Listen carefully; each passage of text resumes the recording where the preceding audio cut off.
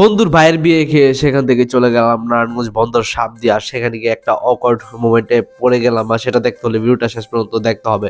তো অনেকদিন আগে আমার স্কুল ফ্রেন্ড রিয়াদ আমাকে দাওয়াত দিয়েছে তার বড় ভাইয়ের বিয়ে। সো সেই উপলক্ষে তার বিয়ে খেতে আমার প্রিয়তমাকে নিয়ে চলে গেলাম। সেখানে রিসিপশন অ্যাটেন্ড করার পর সেখান থেকে যখন বাসার উদ্দেশ্যে রওনা হলাম, তখন আমার প্রিয়তমা আমাকে বলতেছিল অনেকদিন হয়েছে কোথাও বের হই না। তাই তাকে বললাম তাহলে চলো কোথাও যাই। আর তাকে বললাম কই যাবা? সে বলল যে নারায়ণগঞ্জ। আমি বললাম না, এখন এই সময় হাতে খুব অল্প সময় রয়েছে, এখন নারায়ণগঞ্জ যাওয়া পসিবল না। সে আমাকে তখন বলল তাহলে চলেন একটু সাবদি নিয়ে যান। তাই আমার প্রিয়তমাকে সাবদি নিয়ে গেলাম। আর সাবদি যাওয়ার পথে আমরা একটু হেঁটে হেঁটে যাচ্ছিলাম। আর সেখানে দেখতে পেলাম পাশে অনেক সুন্দর ফুল গাছ। আর জায়গাটা বা রাস্তাটা খুবই চমৎকার লাগতেছিল। যাই হোক, হাঁটতে হাঁটতে চলে গেলাম সাবদি গিয়ে আমরা চা খাওয়ার জন্য বসে পড়লাম। চা অর্ডার দিলাম। সেটা হচ্ছে আমার ফেভারিট মালাই চা। আর এই দোকানের মালাই চাটা খুবই ভালো লাগে আমার।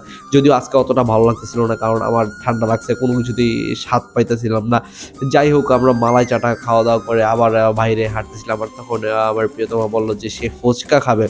তাই ফুচকা খাওয়ার জন্য সেই চায়ের দোকানের পাশে আরেকটা রেস্টুরেন্ট ছিল, সেখানে গিয়ে বসলাম। আর আমরা ফুচকা অর্ডার দিলাম। কিন্তু সবথেকে মজাদার বা অকওয়ার্ড মোমেন্ট ছিল যে এখানে কিছু ছেলে মেয়ে অনেক প্রচুর পরিমাণে ছবি-টবি তুলতেছিল। কিন্তু সেই রেস্টুরেন্টের মালিক বা ওনারা এসে বলতেছিল, "আপনারা কিছু অর্ডার করেন।" সে বলতেছিল, "পরে করবে, পরে করবে।" ছবি-টবি তোলা শেষ, ঘোরাঘুরি শেষ। তখন বলল যে, "আমরা এখন মাত্র এসেছি, পরে খাবো।"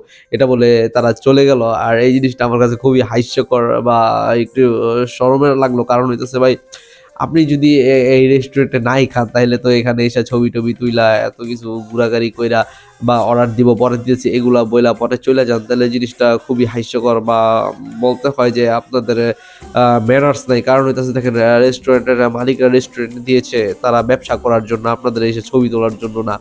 আপনাদের ছবি তুলতে মন চাইলে পাবলিক প্লেস যেগুলা ফ্রি আছে সেখানে ছবি তুলতে পারেন। কিন্তু রেস্টুরেন্টে ঢুইকা ছবি-টবি তুইলা ১ ঘন্টা বইয়া টইয়া বাইরে যাবেন গা, এগুলা কোন ধরনের কথা ভাই? এগুলা একদমই ঠিক না। ফুচকা খাওয়া শেষে আমরা বাড়ির উদ্দেশ্যে রওনা দিলাম। তখনই আমার মনে পড়লো যে বারবিকিউ পার্টি করবো। আর সেজন্য আমি একটা বারবিকিউ চুলা বানাই দিয়ে দিছিলাম দোকানে। সেখানে চলে গেলাম। আর গিয়ে দেখলাম যে সেই লোকটা চুলাটা অলরেডি পুরোপুরি বানিয়ে ফেলছে। একটু হালকা কাজ বাকি ছিল, সেটা কমপ্লিট করতেছে। সো একটু অপেক্ষা করলাম। আর সেই বারবিকিউ চুলাটা নিয়ে বাসায় চলে আসলাম বারবিকিউ করার জন্য।